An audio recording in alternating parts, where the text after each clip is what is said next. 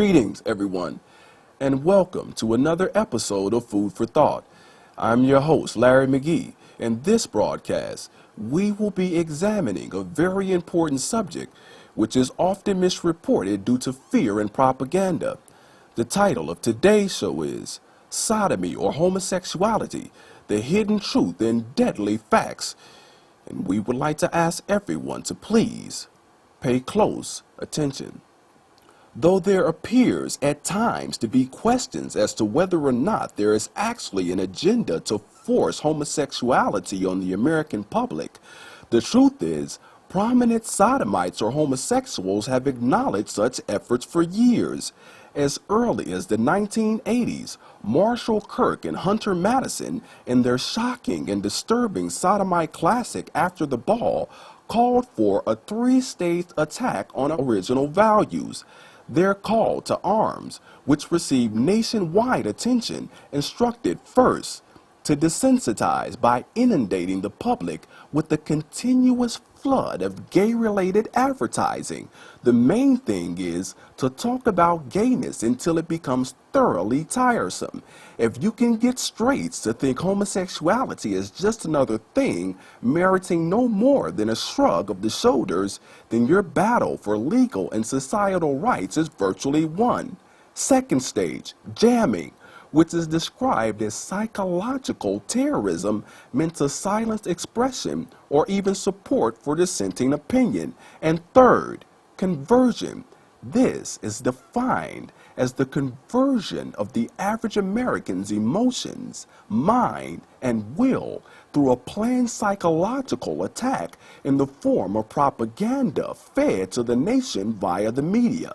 With superstar bishops such as Desmond Tutu promoting the misleading concept of homophobia and Supreme Court judges offering to preside over civil unions, one could reasonably conclude that the sodomite revolution or rebellion has experienced some forward movement. And why object? What is the big deal with sodomy anyway? This is going to bring your hands to filth, your whole bodies to filth, from the top of your head to the bottom of your feet, to sickness and disease. These are the diseases brought about by these sins called sodomy. And even popular homosexual newspapers such as the New York Blade acknowledge that sodomy is an extremely dangerous practice, confessing in a recent issue that while Hollywood and the media relentlessly propagate the image of the fit, healthy, and well-adjusted homosexual, the reality is quite the opposite. In truth, homosexuals are in the highest risk group for several of the most serious diseases, and the facts bear that out.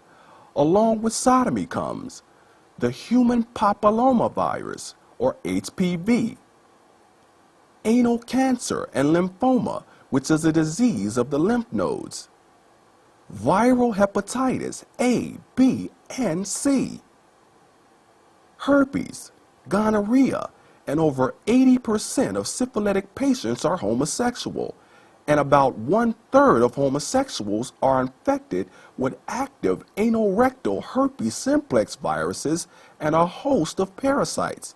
Bacterial, viral, and protozoan are all rampant in the homosexual population.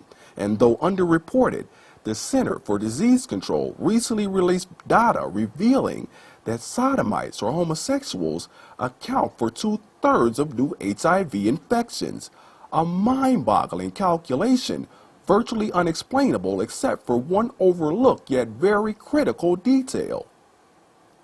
Previous infections with STDs makes a person 2 to 9 times more susceptible to HIV infections, the logical implications of which suggest that sodomites are experiencing defilement with other STDs in numbers far surpassing their heterosexual counterparts, and researchers are aware that efforts to treat these curses with pharmaceuticals is now producing superbugs.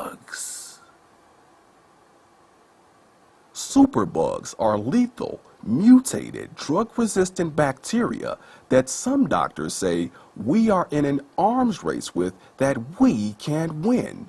They are lurking in hospitals, creeping into the Earth's food supply, poisoning individuals' brains, and are being referred to by the CDC as a nightmare.